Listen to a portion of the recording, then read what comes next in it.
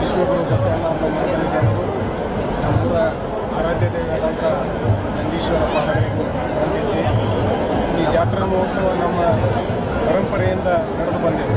ಭಾಳ ವರ್ಷದಿಂದ ವಿಜೃಂಭಣೆಯಿಂದ ನಡೀತದೆ. ಯಾಕಂದರೆ ಸಾಕಷ್ಟು ಭಕ್ತಾದಿಗಳು ಹೊರಗಿನ ಏರಿಯಾದಾಗ ಭಾಳ ಅದ, ನಮ್ಮೂರು ಬಿಟ್ಟು ಹೊರಗಿನ ಊರುಗಳಲ್ಲಿ ಭಾಳ ಅದ, ಇದರಲ್ಲಿ ಅದ. ಯಾಕಂದರೆ ಅವರು ನೌಕರಿ ಮಾಡ್ತಾ ಬಿಸ್ನೆಸ್ ಮಾಡ್ತಾ ಹೋಗಿ ಸೆಟ್ಲ್ ಆಗೋದು ಅವರೆಲ್ಲ ಬರುವಂಥದ್ದು ಊರಿಗೆ ಎಂದು ಬಂದು ಭೇಟಿ ಕೊಡುವಂಥ ದಿನ ಇದು. ಹಬ್ಬಕ್ಕೆ ಇದಕ್ಕೆ ಅಂತೇಳಿ ಜಾತ್ರೆ ಮಹೋತ್ಸವ ಅಂತೇಳಿ ಎಲ್ಲರೂ ನೋಡ್ಕೊಂಡು ಎಲ್ಲ ಕಡೆ ಬಂದು ಆ ರೀತಿ ಕೊಡುವುದರಿಂದ ನಮ್ಮಲ್ಲಿ ನಾವು ಸಾಕಷ್ಟು ಒಂದು 20-25 ಸಾವಿರ ಜನ ಸೇರುವಂಥ ಒಂದು ಜಾತ್ರೆ ಆಗುತ್ತೆ.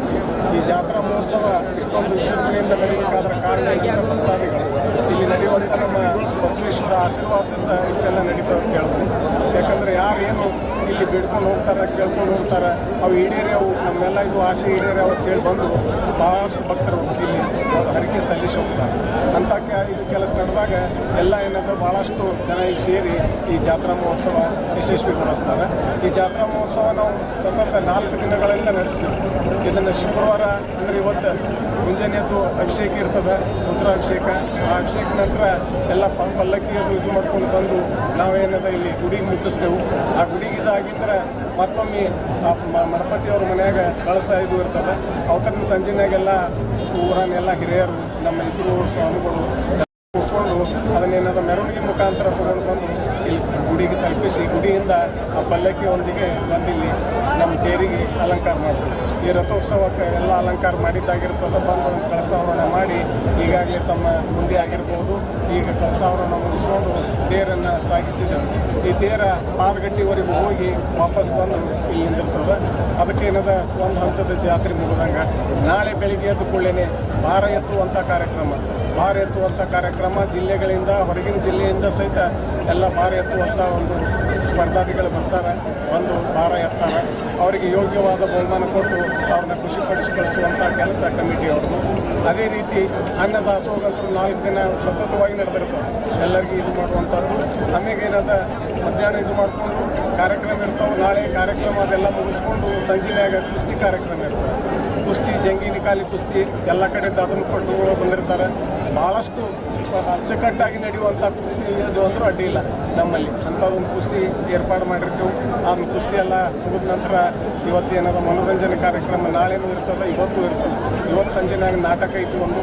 ನಾಳೆ ಏನದ ಜಾನಪದ ಇದ್ರವ್ರು ಬಂದು ಕಲಾವಿದರು ಅವ್ರ ಕಲೆಯನ್ನು ತೋರಿಸ್ತಾರೆ. ನಾಳೆ ನಾಡದ ಏನದ ಒಂದು ಮನೋರಂಜನೆ ಕಾರ್ಯಕ್ರಮ ಅಂದ್ರೆ ಒಂದು ರಸಮಂಜರಿ ಕಾರ್ಯಕ್ರಮ.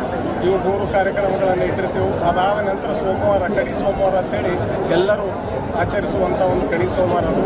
ಅದಕ್ಕೇನದ ವಿಶೇಷವಾದಂಥ ಮೆರಗ, ವಿಶೇಷವಾದಂಥ ಜನ ಕೂಡ್ತಾರೆ. ಹೀಗಾಗಿ ಈಗ ತೇರಿನ ಇದು ಮುಗಿದ ತಕ್ಷಣ ಇದನ್ನೇನು ತೇರು ಮೆಟ್ಟಿಗೆ ಬಂದು ನಿಂದಿರ್ತದೆ. ನಿಂತು ಕೂಡಲೇ ಇಲ್ಲಿ ಮದ್ದಿನ ಕಾರ್ಯಕ್ರಮ ಇರ್ತದೆ. ಭಾಳಷ್ಟು ವಿಜೃಂಭಣೆಯಿಂದ ನೀವೆಲ್ಲರೂ ನೋಡುವಂಥದ್ದು, ಎಲ್ಲರೂ ಅಪೇಕ್ಷೆ ಪಟ್ಟು ಅದನ್ನೇನದ ತೃಪ್ತಿ ಪಡುವಂಥ ಮದ್ದುಗಳನ್ನು ಸುಡುವಂಥ ಕಾರ್ಯಕ್ರಮ ನಾವೀಗ ಜರುಗಿಸ್ತೇವೆ. ಇದೆಲ್ಲ ನಡೆದು ಇದಾಗುವಂಥದ್ದು ಎಲ್ಲ ಭಕ್ತಾದಿಗಳು ಇದಕ್ಕೇನದ ಸಹಾಯ ಸಹಕಾರ ನೀಡಿ ಈ ಕಾರ್ಯಕ್ರಮ ಇದು ನಮ್ಮ ಜಾತ್ರೆ ಯಶಸ್ವಿ ಆಗೋಕ್ಕೆ ಕಾರಣೀಭೂತರಾಗ್ತಾರೆ.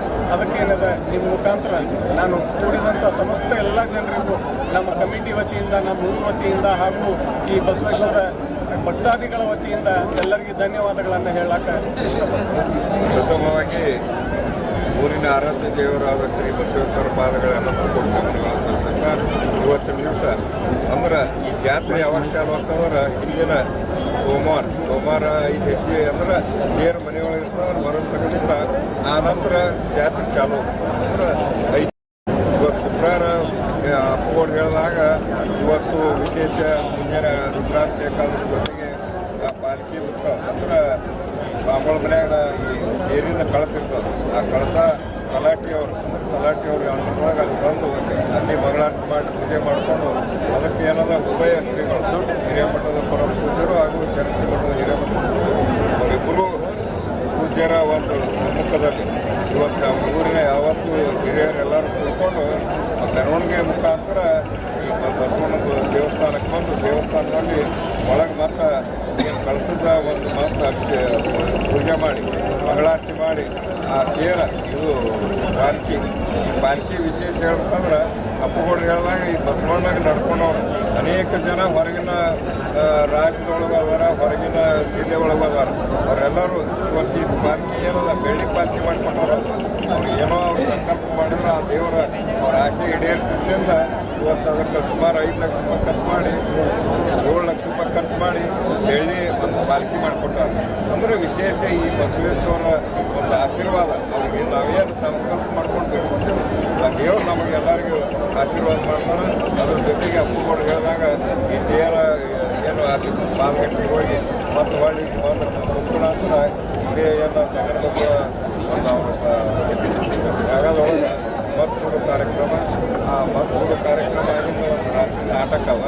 ನಾಟಕ ಆದ ನಂತರ ನಾಳೆ ವಜ್ಜೆ ಎತ್ತು ನಂತರ 4 ಗಂಟೆಗೆ ಕುಸ್ತಿ, ಆ ನಂತರ ರಸಮಂಜರಿ ರಸಮಂಜರಿ ಕಾರ್ಯಕ್ರಮ ನಾಳೆ ವಿಶೇಷ ಇವತ್ತು ಸೋಮವಾರ ಮತ್ತೆ ಒಂದು ಕಾರ್ಯಕ್ರಮ ಇಟ್ಕೊಂಡ ಅಂದ್ರೆ ಭಕ್ತಾದಿಗಳು ಹೇಳಿದ್ರೆ ಎಲ್ಲರಿಗೂ ಪ್ರಸಾದ ವ್ಯವಸ್ಥೆ ಈ ಬಸವಣ್ಣಗ ನಡ್ಕೊಳಕ್ಕಂತೂ ಕೆಲವೊಬ್ರು ಈಗ ಪ್ರತಿ ಅಮಾಸೆಗೆ ಪ್ರಸಾದ ಇರ್ತದೆ. ಅಂದ್ರೆ ಒಂದು ದೇವರ ಕೃಪೆ ಇವತ್ತು ನಾವು ನೋಡ್ತೇವೆ. ಈ ನಮಗೆ ಈ ವಿಶೇಷ ಮನಗಳಿಗೆ ಹೆಚ್ಚು ಮಳೆ ಅಂತ ನಾನು ನೋಡೋಕ್ಕಾಗಿದೆ. ನೀವು ನೋಡ್ರಿ ಎಲ್ಲ ನಮ್ಮ ಜಿಲ್ಲಾದೊಳಗೆ ಈ ಕಡೆ ಹೆಚ್ಚು ಮನಗಳಿಗೆ ಮಳೆ ಹೆಚ್ಚಾದ ದೇವರ ಒಂದು ಬಸವೇಶ್ವರ ಆಶೀರ್ವಾದ. ಇವತ್ತು ನೋಡ್ರಿ ಅವರ ಆಶೀರ್ವಾದದಿಂದ ಎಲ್ಲರೂ ನಾವು ತೇರು ಹೆಂಗೆ ಜಗ್ಗಪ್ಪ ಮಳೆ ಹಾಕೋದು ಅಂತೀವಿ. ಮಧ್ಯಾಹ್ನದಾಗ ಒಂದು ಸರ್ವ ಮಳೆ ಒಂದು ಇಟ್ಟು ಬಂದಾಗ ಅವರು ಒಂದು ದೇವರ ಆಶೀರ್ವಾದದಿಂದ ಇವತ್ತು ಮಳೆ ಆಗಲಾರ್ದೆ ವಿಶೇಷವಾಗಿ ಒಂದು ಯಾವುದೇ ಅಡೆತಡೆ ಇರಲಾರ್ದೆ ಈ ತೇರ ಒಂದು ಎಳೆಯುವ ಕಾರ್ಯಕ್ರಮ ನಡೆದ ಮೆಟ್ಟಿಕೊಟ್ಟಂದ್ರೆ ಇವತ್ತು ಮತ್ತು ಕಾರ್ಯಕ್ರಮ ಕಾರ್ಯಕ್ರಮ ನಡೀತಾವೆ ಅಂತ ಹೇಳ್ಕೊಂಡು ಮತ್ತು ಇಲ್ಲಿ ಬಂದಂಥ ಬೇರೆ ಜಿಲ್ಲೆಯವರು ಇರ್ಬೋದು, ಬೇರೆ ರಾಜ್ಯದವರು ಇರ್ಬೋದು, ಬೇರೆ ಬೇರೆ ಗ್ರಾಮಗಳಿಂದ ಬಂದಂಥ ಎಲ್ಲ ಭಕ್ತಾದಿಗಳಿಗೂ ಈ ಕಮಿಟಿ ಹಾಗೂ ಊರಿನ ಯಾವತ್ತೂ ಹಿರಿಯರ ಪರವಾಗಿ ಅವರಿಗೆಲ್ಲರಿಗೂ ನಾವು ಸ್ವಾಗತ ಹಾಗೂ ಅವರಿಗೆಲ್ಲರಿಗೂ ಧನ್ಯವಾದಗಳು.